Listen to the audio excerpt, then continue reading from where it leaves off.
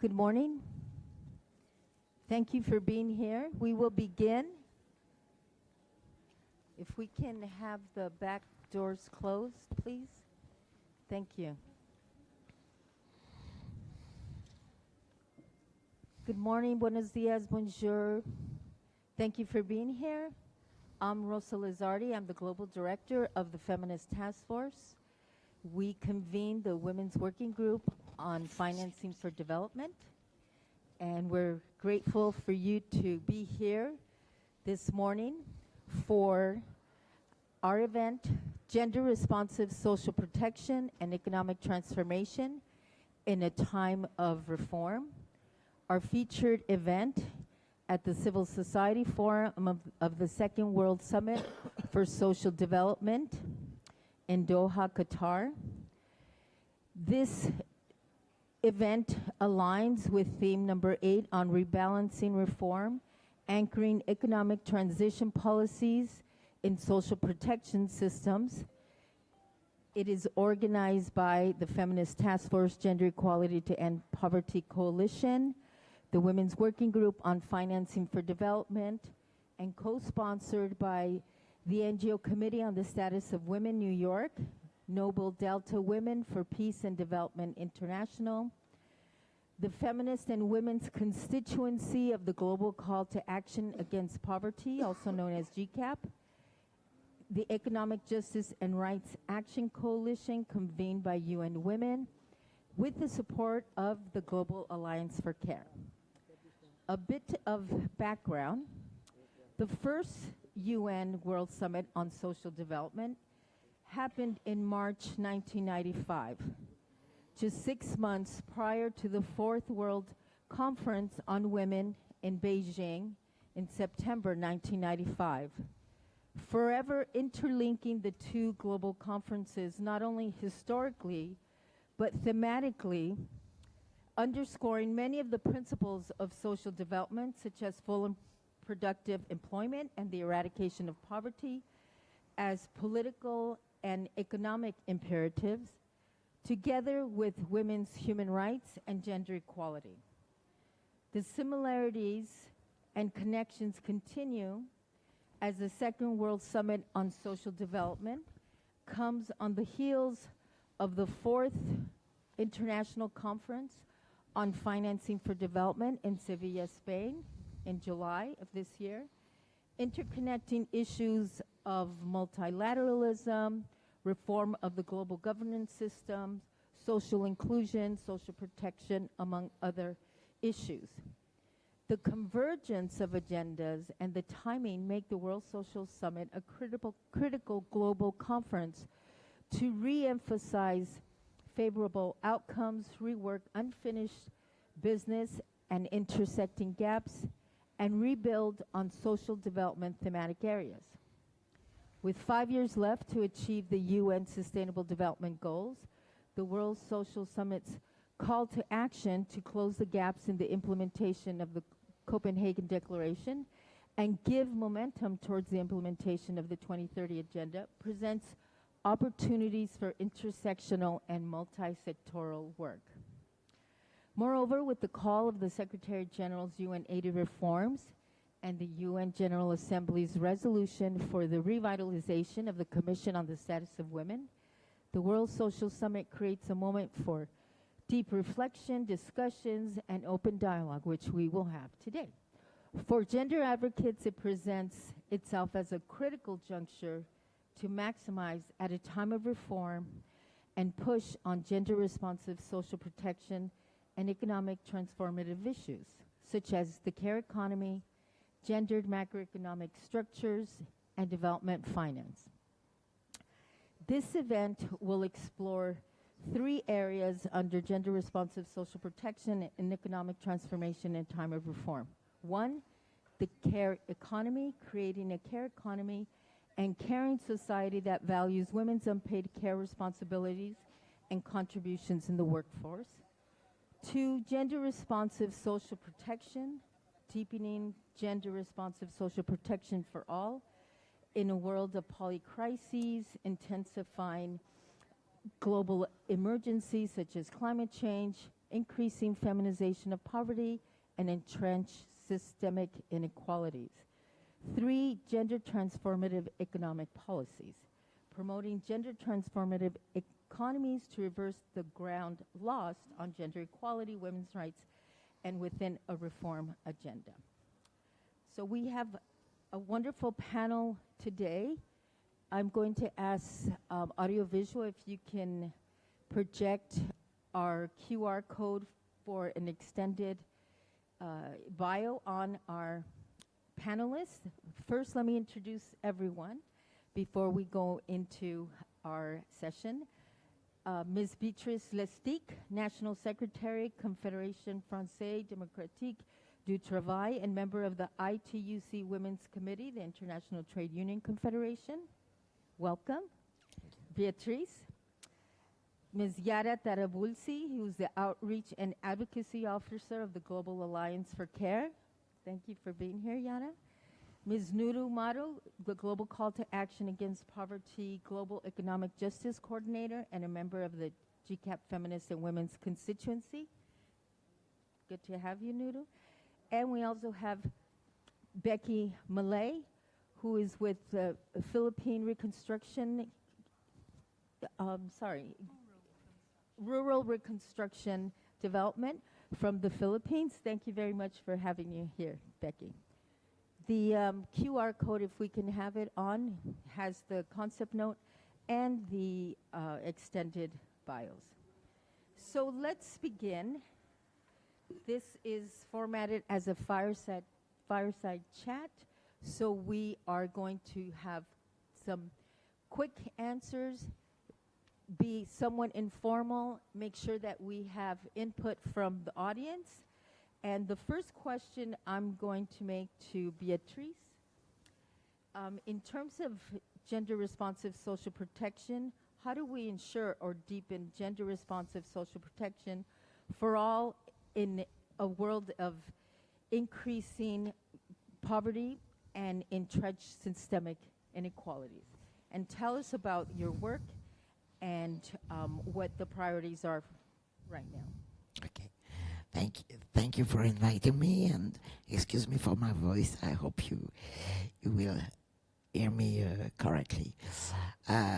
First of all, we have to remain that the gender gaps in global legal and effective coverage remain substantial.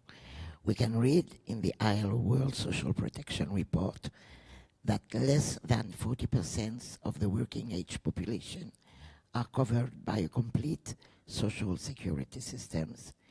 And when we look more precisely, it reveals an important gender gap with a coverage of about 39% for men and about 28% for women. When we're talking about polycrisis who impact the world today, and if we talk especially about climate crisis, we know that it doesn't impact men and women in the same way and increases gender inequalities. For example, taking care of family members who are more often sick or find water or fuel for the domestic use requires more effort and more time.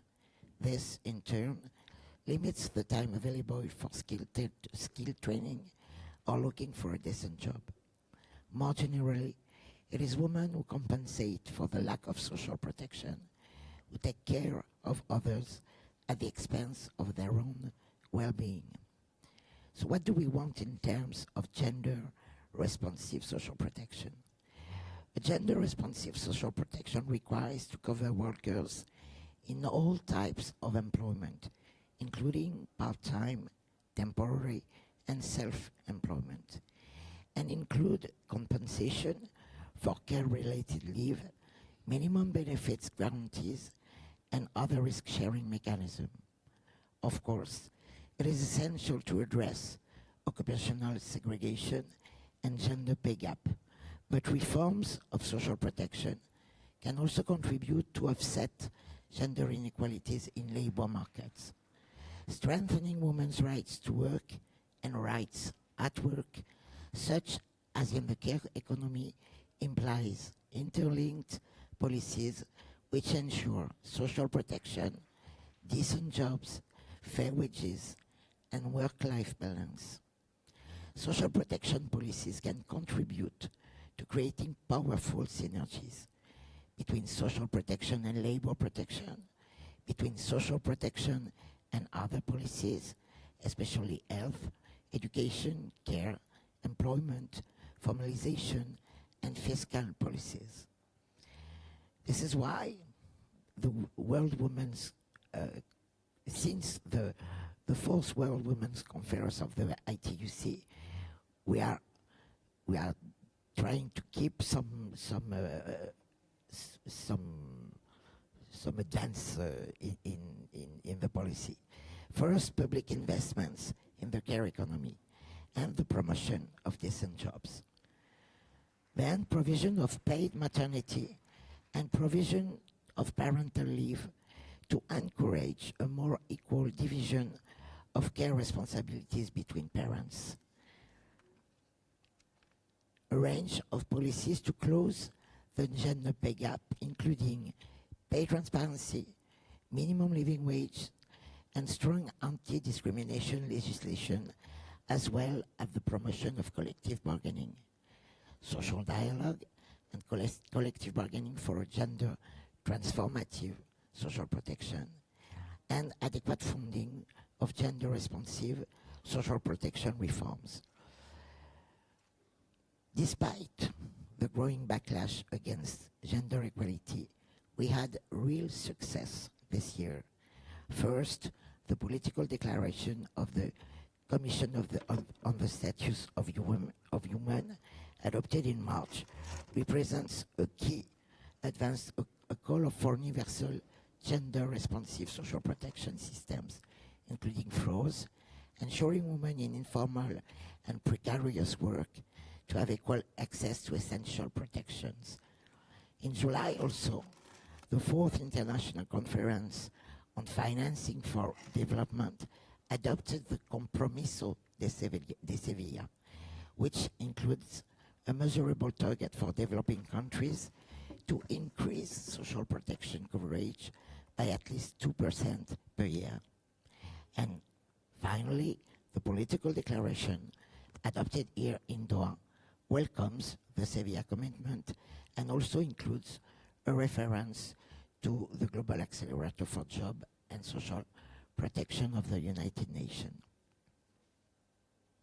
Thank you so much, Beatrice, and for highlighting those last 2 points about social protection increased by 2% in the Sevilla outcome, and reiterated here in the World Social Summit declaration. I want to move to Yara now, and Yara is with the Global Alliance for Care.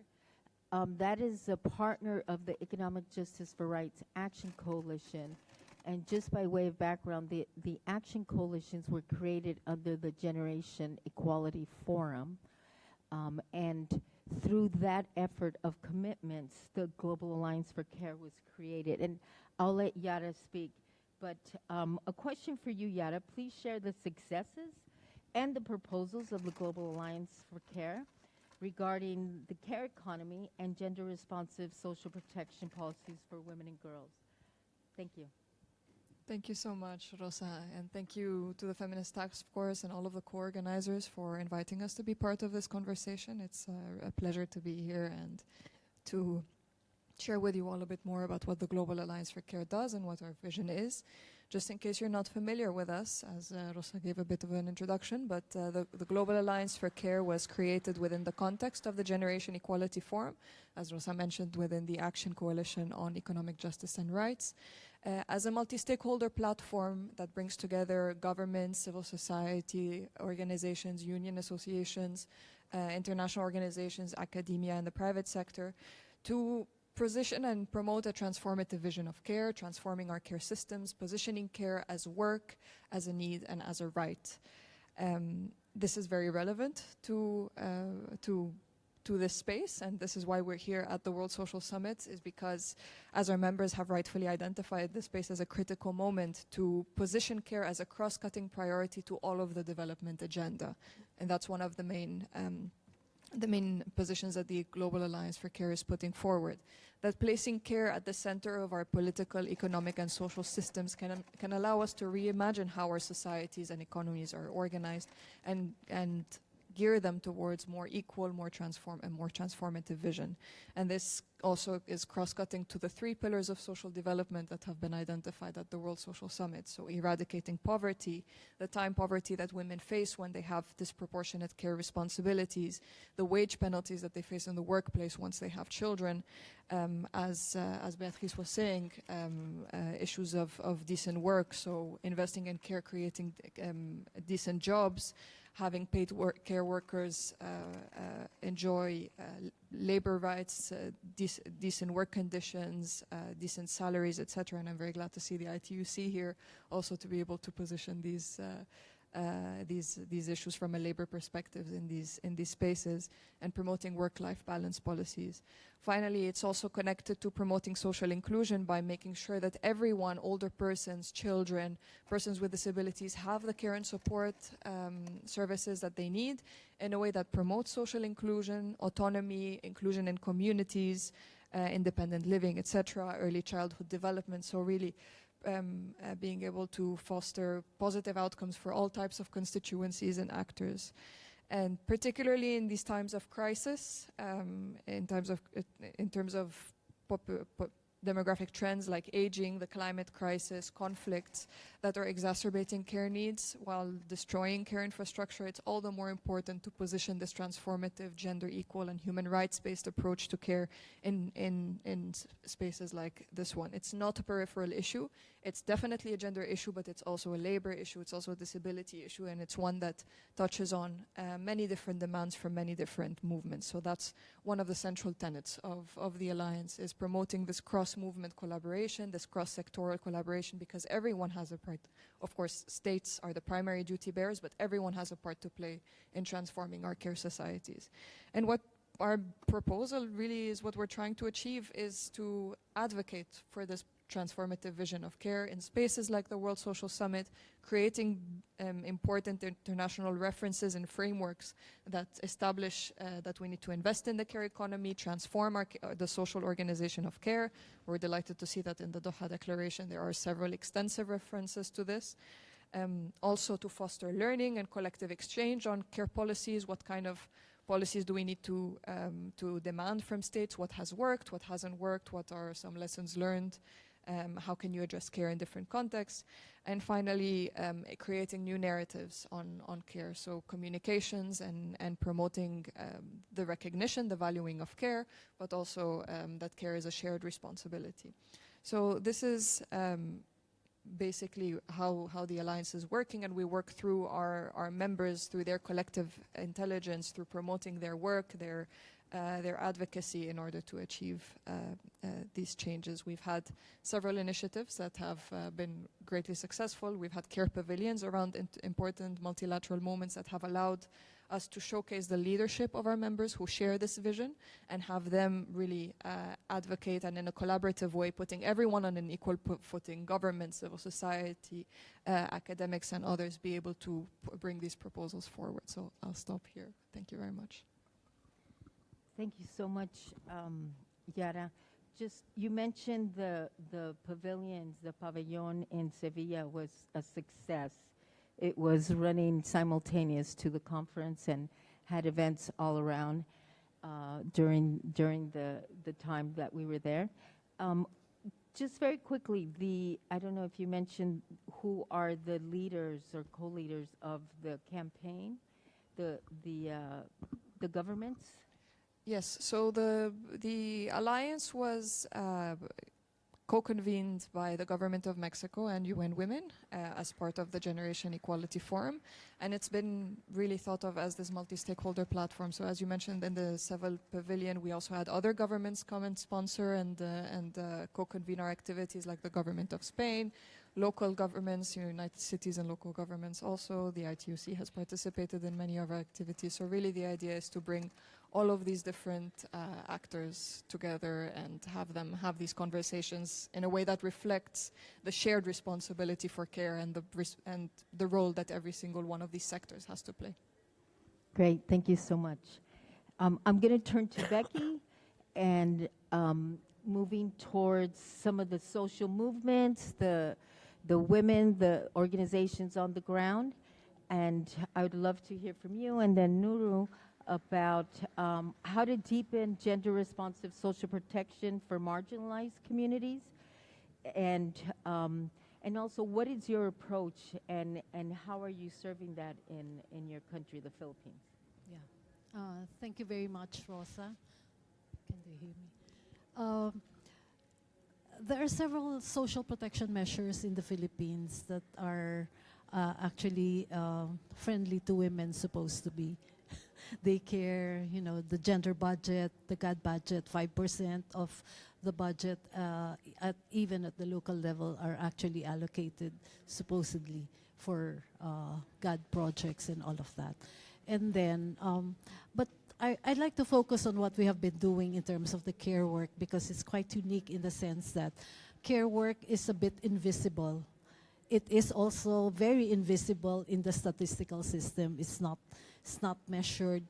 There are supplementary indicators that the Philippine Statistics Authority uses to reflect at least what care work, the value of care work is.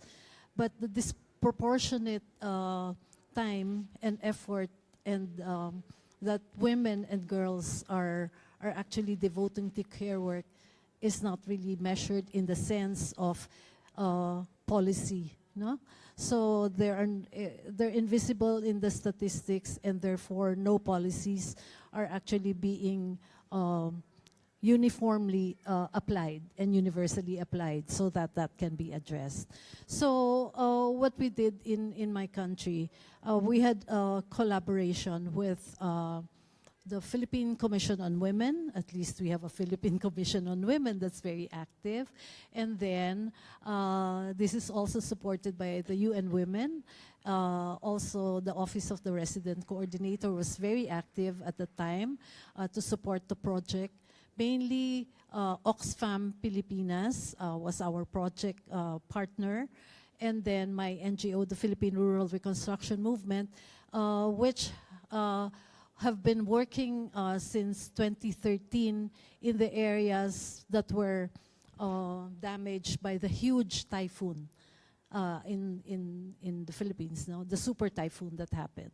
By the way, a super typhoon is coming in the next few days again in the Philippines. So because of those kinds of risks that we face in terms of climate and the hazards that are being faced by communities, there is a disproportionate burden on women in terms of the work that needs to be done that relates to care. So we thought it was very important for us at the time to work with many organizations in order to reduce the time that is being devoted by women to care work and really focus on something more productive. And at the time, it was basic livelihood that they needed, no? So it was, you know, a choice that has brought really a lot of problems in terms of not only time but the psychological burdens, you know, on women at that in that time of crisis. What we did was to collaborate with the Philippine Statistics Authority to do a survey, the usual time survey, no? Time use survey, and really put it there in the statistics as part of the official statistics. So it's something very bold and was supported at least by the regional subnational statistical committee council. So at least we have the data now. And that kind of measuring care work, we're trying to put it in the formal system now. So we're pushing the Philippine Statistics Authority to recognize that. We also recognize that it is a very tedious way of doing the gathering of the data. So we're in the early stages. But we have a local government code in the Philippines that allows local governments to do ordinances and have, practice that kind of autonomy, not only to do the ordinances, but also to put funding and budget so that there's support for these types of endeavors. So the local government that we work with, that is in Kinapondan, in Samar, and lately another one in Samar also wants to do this, we have worked with the council, and there is an ordinance. So at least it's institutionalized that they are going to devote a lot of their budgets so that unpaid care work, not only in terms of providing time-saving devices, all others, infrastructure for daycare, water systems, and all of that, are being budgeted for now. So we're happy with the strides that we've made, but that's only one local government unit, another one coming up, and we have how many municipalities? So we'd like to focus more on that, not only in terms of advocacy, making it visible and influencing, but also doing concrete things that can be done at the local level. Thank you. I'll end with that. Thank you so much. That is really good information in terms of multi-sectoral engagement. And we're going to turn to Nuru now, and after this, we're going to open for questions. So if you're thinking of one, please get it ready. So Nuru, for you, my question is, how do we foster this multi-sectoral, multi-stakeholder dialogue and discourse among civil society, government, institutional partners for gender equality acceleration? And tell us what you all are doing on the ground. I know you also represent the GCAP coordinator for Africa for the global cause. So tell us about what you're doing also on the ground. Thank you so much, Rose, and the colleagues in the panel, and all of you for joining. So, as introduced, my name is Nuru Maro, and I work with the GCAP as Africa Regional Coordinator. We are in 18 countries, and we are fighting inequalities. And one of the inequalities which is dragging back people to poverty, I think it's social protection. Speaking from the African continent, I think for us, Africa having the youngest population, also rich in natural resources, as all of us know, but also with the youngest population in the continent, yet social protection in Africa remained at a very lowest percent of only 17.4 of the population has access to social protection, and women, even the percent of women in that 17% is very low, considering that for Africa, more than 8% of women in employment are in informal employment. So for us, I think it's not, we see it not only as a crisis of capacity, but it is a crisis of justice and political will in the continent. And from Africa, after the COVID-19, after seeing the gap in social protection, the African Union adopted the social protection protocol, recognizing social protection as a human right. I think that is the only one in, I think from all the continent that is original.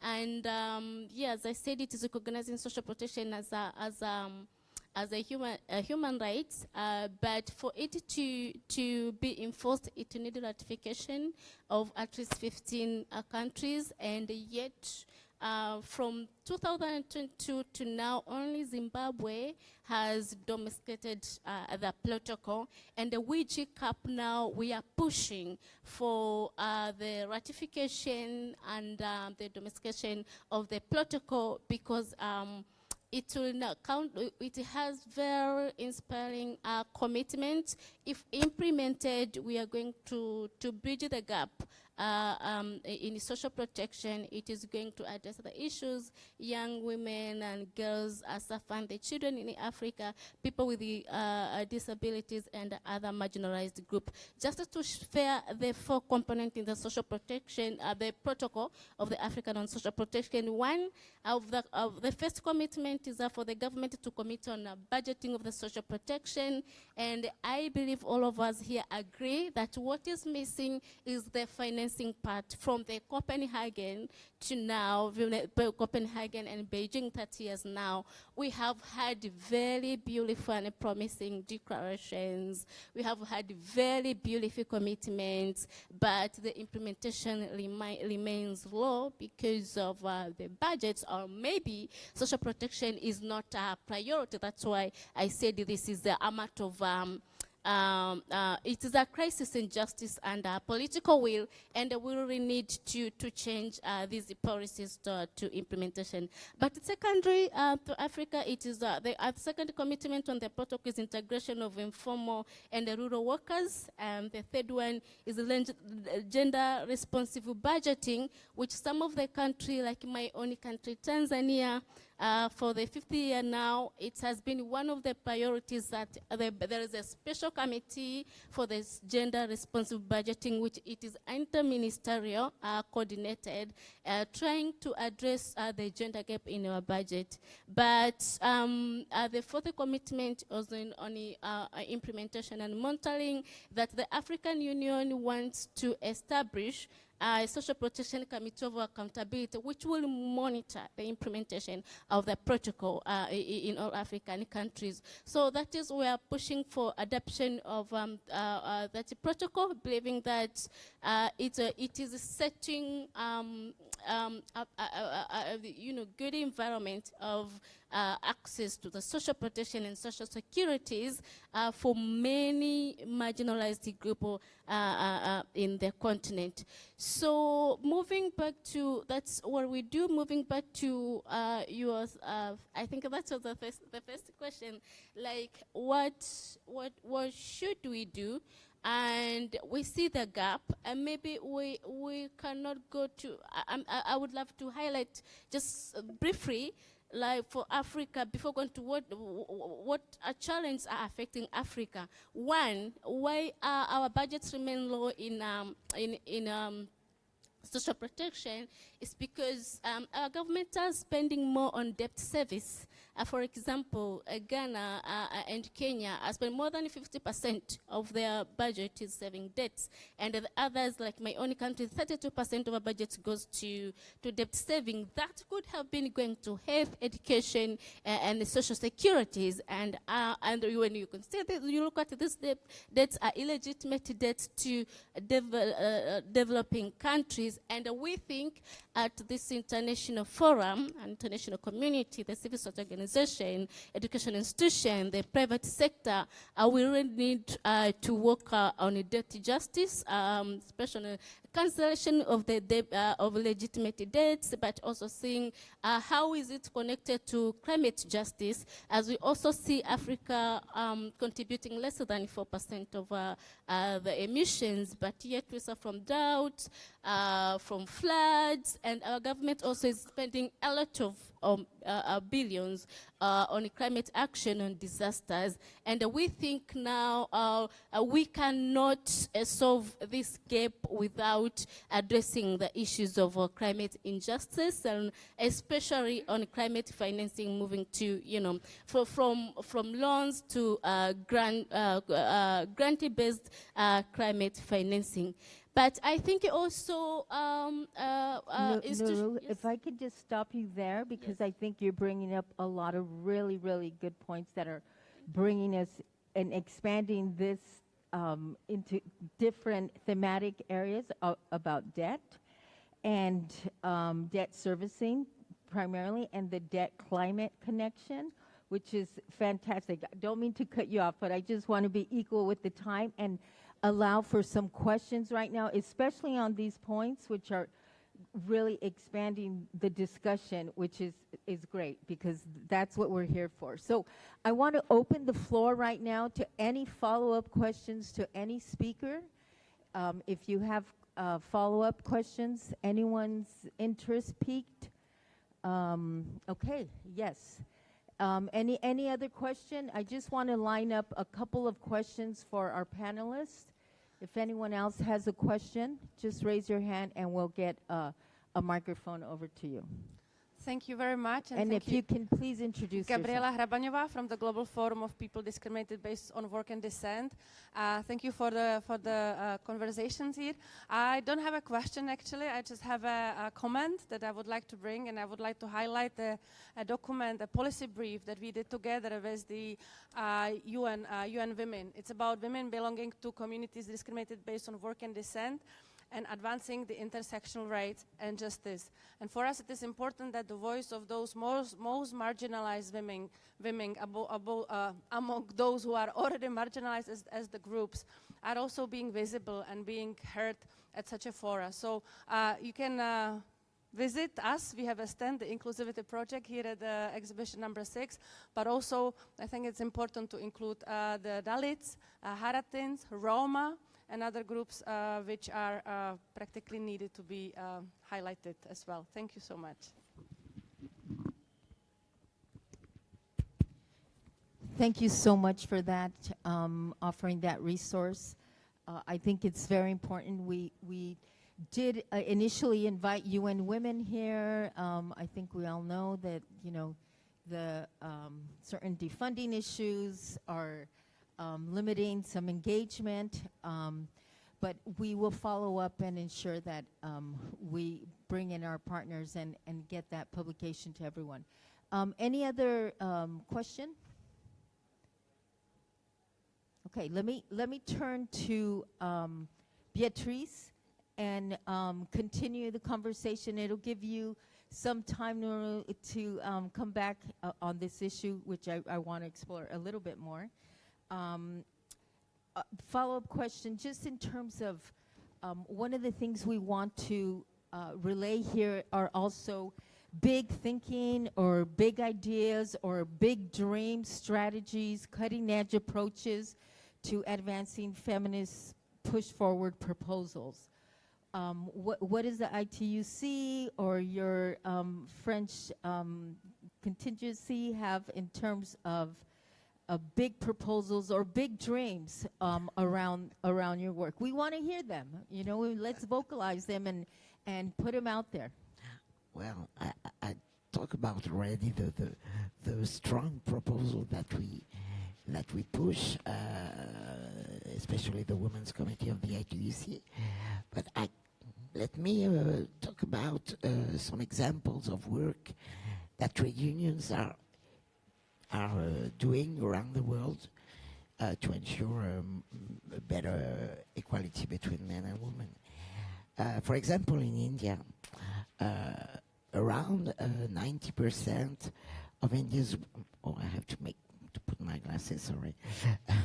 Around 90% of India's workforce is in informal employment, and half of these are women.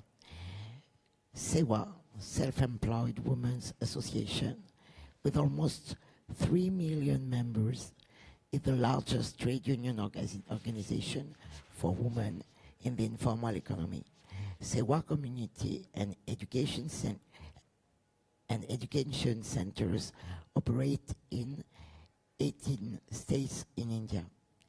During 2023, with the support of Swedish unions, a variety of initiatives were undertaken that contributed to building the capacities of thousands of women and improving their incomes and social protection.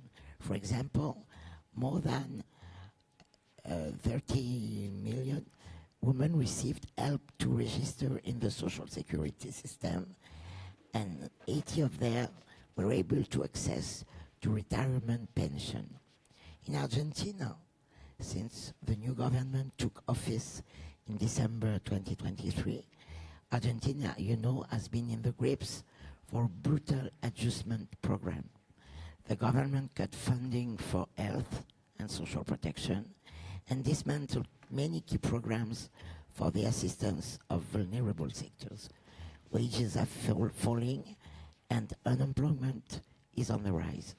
In this context, trade unions are providing assistance to people made redundant, distributing food, and clothing, and supporting health services with trade unions' own funds. In Senegal, the National Union of Autonomous Trade Unions of Senegal, with the support of my union, my French union, is working to improve the incomes, social security, and health protection of women who are informally employed in the fish processing sector. Union services include studies to the specific occupational risks faced by this group of women, training of the women workers on the workings of the health and social protection systems, agreements with local mutual societies to provide membership for the women workers and their family, training and in France also. Well, I can speak a little about France, but even in Europe, we know that women's careers and salaries are impacted by family obligations, caring for children, or aging parents. We have so discussion with our governments about the parental leave so that it is better paid and better shared between both parents. That's what we do every day all around the world. Thank you so much. Beatrice, moving to Yara. Well, I mean, it seems that the Global Alliance for Care has already, in a sense, concretized that big vision by creating, and what do you have on the horizon in terms of future work? Thank you. I would say probably so our horizon, as you said, is really advocating for this care society, a society which centers care as an organizing principle, and of course that realizes the 5 R's of care, recognizing care as work and its value, reducing it, redistributing it across all sectors of society, and representing and rewarding care workers. But I think for this vision to concretize, as you're saying, we need to, and I hinted at this earlier, engage in spaces where you would not traditionally expect care to be positioned so strongly, and especially engaging with the intersections of care and other agendas, the care and climate agenda, the care and local development agenda. So I think it's been a busy year for the multilateral sphere, so we've already had to do a lot with these big multilateral intergovernmental negotiations, but there are still a few more upcoming. So COP is going to be a very important space to position the care and climate nexus, and all of the implications that climate change has for care, for women's and other persons' care responsibilities, and how women are at the forefront of climate action through their care work. Other spaces like the G20, which is also going to be, is going to be facing a lot of challenges, but it's a very influential forum also for the leading economies of the world to also advance the care agenda. We have the World Urban Forum on the agenda as well, which is going to be in 2026 in Baku to promote care at the local level, local service provision, and how local governments can be involved in care delivery. And of course, I'm sure everyone is thinking about Women Deliver next year, so that we can all within feminist movements and our circles also expand a bit more about what is it exactly that we want to do. What are our demands regarding the care economy? Where are we at this stage and at this moment, and what is left to do? Thank you. Fantastic. I think she deserves a round of applause as well. Thank you for that. Becky, well, I think you've already articulated some big dreams, but I'm sure you have bigger ones to discuss and to tell us about. I would say the dream is actually to mainstream what care work is. Why should we care about care? No, maybe people do not recognize that taking care of your children, taking care of the elderly, taking care of yourself is actually care work. and that's not valued because only formal work is recognized, no?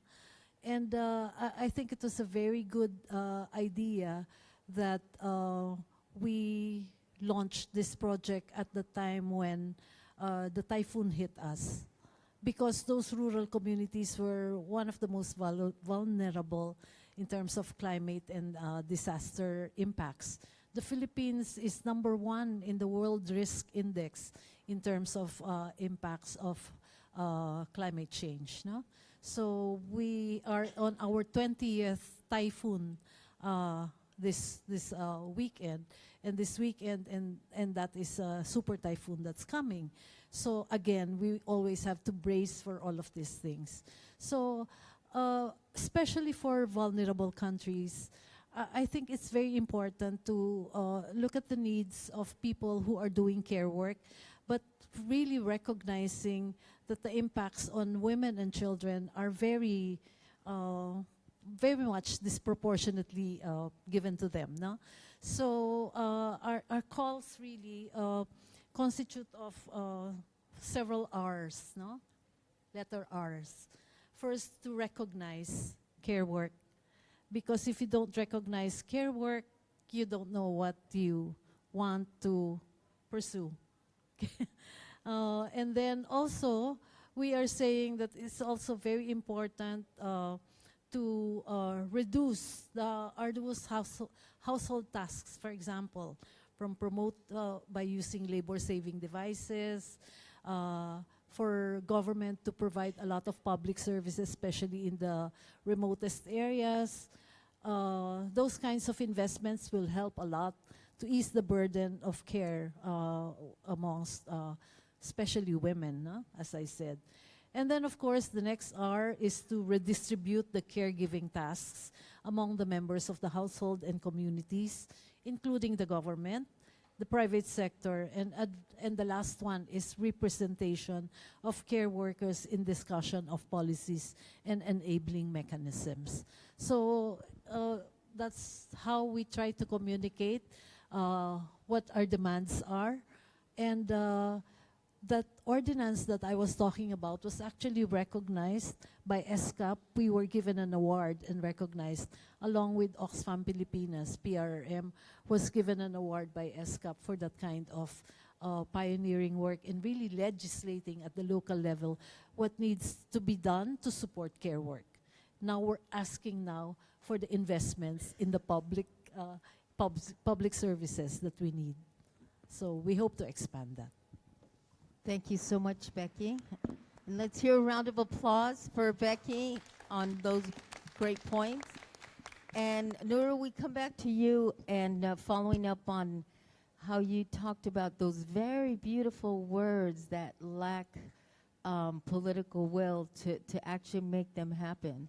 And bringing in aspects, as mentioned in the beginning, around the financing for development outcomes in Sevilla. That is a very important point, because we know that servicing the debt has hit reduced those funds for social services primarily, and that you make a compelling and real case in terms of what's happening in Africa. So can you expand on that? This is the opportunity to, also bring in, big ideas, big thinking, any cutting edge proposals that perhaps the governments are putting forward. Thank you. Yeah, thank you, Rose. I think grounding to what I said earlier, I think, I would say this, system doesn't bring change to the people, don't protect the people, policies, but system do, like it's considering moving from the Copenhagen to Beijing, now here to Doha, but also connecting to that, referring to the Compromiso de Seville for the FFD conference. We still don't see these documents, the goodie papers who are kept in shelves, changing people. but we really need to take it to the implementation and bring it to the people. And how we can do that is by strategizing and putting them into action plan and actually integrating them to our national budget, because that's where the people are. And I think the solution also should be people's center, that going to the ground, because all of us, I don't see us, I mean, the international community who are here, we are talking about this, but personally, can I say that I'm suffering from the gaps in social protection? Obviously, it's a no, but going to my villages back home, I see women and girls are suffering, and we really need our government to consider that. And secondly, adding to that, you know, going to the solution now, it's prioritizing gender-responsive budgeting by integrating social protection in it. And from the African perspective, of course, some of our countries have tried. In my own countries, we have, you know, it's a gender-responsive budgeting is a priority and a component in our budget. But when we look at it in our social protection, we see still there's a big gap because of lack of fund, and for the reason I stated earlier. And we as global citizens, we really need to look at this to make sure that the world is fair to everybody. And here I call for multilateral collaboration, meaning government, the civil society organization, trade unions, and the private sector to fight the global injustice, especially as we're pushing for the reform of international financial architectures, to make sure that this system are for the people, for the billions of the people in the world, and not for the billionaires. And also to push also for fiscal justice, especially in taxation, as we are pushing for the UN Tax Convention, to make sure that we are addressing the fiscal gaps in developing countries, not only in Africa, but to other countries as well. I think we share the same problem, as heard from Becky and other colleagues. And we should consider it, because looking at Africa, we will have, when you look to strategies sometimes and policies, we have good programs. Like in Kenya, they have a very good programs, Becky, called Inua Jamii. It's like you strengthening the society, which is targeting for care of the elderly group, but the program is underfunded because Kenya is 50% of the budget is going to debt. The same to Tanzania with the gender responsible budgeting and the cash transfer, it is underfunded because our government are saving the debts. Malawi, they also have the same. Several countries, Senegal, you said something about Senegal, and we see willingness, sometimes we see it, but the gaps are big, and we really need to fight these injustices, all of us, at a global level, because all of us depend each other, and everybody, social protection is a human right to everybody. Thank you. Fantastic. Thank you very much. You raised a lot of points that we hope to integrate, all of you did, integrate into a very brief final input into the closing of the forum. I just want to open the floor if anyone has a burning question while our panelists here gather some last remarks, thoughts for last remarks, and a call to action. A call to action, a one-liner. I mean, maybe we can't fit everything into one line, but you know, one slogan perhaps that can be taken forward into some of these other spaces, as you were mentioning, Yara. You know, the World Urban Forum, the G20, certainly COP30. In a few days. Any questions? Yes, please, Dorothy. I've really enjoyed what you've said. My name is Dorothy Davis. I'm here representing the Congressional Black Caucus Institute. I've gone to a number of these kinds of sessions, and I just feel at this point that there's so much going on in the U.S. at this time around women and issues of women of color and just white women, and I don't see that reflected in the panels. I mean, it seems to me that the tradition is not to, the UN tradition, is not to include the issues of the U.S. because it's like the elephant in the room. Well, it is no longer the elephant in the room. And so I really would like to support, encourage some kind of bonding between what's happening and what you're saying globally, which seems to never include the U.S., with what's happening internally. I mean, right now, the U.S. government is attacking at racial levels, gender levels, religious levels, name a level. It's attacking it. And all of that is impacting the globe, as we can see, in terms of not paying the dues and so forth and so on. And it's a cyclical situation which is putting us all in dire straits. So I'm bringing this up because I no longer want to put the U.S. in this privileged position of never talking about the issues that affect the U.S. And part of, I'm sorry I'm ranting, but I'm just sick of it. So the thing is that, for instance, in the U.S. government is supposed to have a universal periodic review. It's decided not to do that. Therefore, it muzzles us as citizens in terms of all the turmoil that is going on in our country and the turmoil that it's causing globally. So my plea to you is to please include the U.S. citizens in your discussions, no matter where it is. Thank you so much, Dorothy, for your call of action. We have one question in the back. We are going to finish at 11:15. We're going to take a picture at 11:15 and vacate because that's the time we have to finish. So, quick question. Thank you very much. My name is Adib Name. I am representing the Arab NGO Network for Development.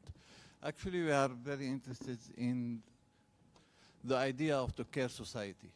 And actually, we look at it as a paradigm. It is a real paradigm shift. And we have to look at it in this way because it may be a relevant entry point and a trigger for a dynamic of a comprehensive transformation of our society, be it on the economic, cultural, social, and political dimensions.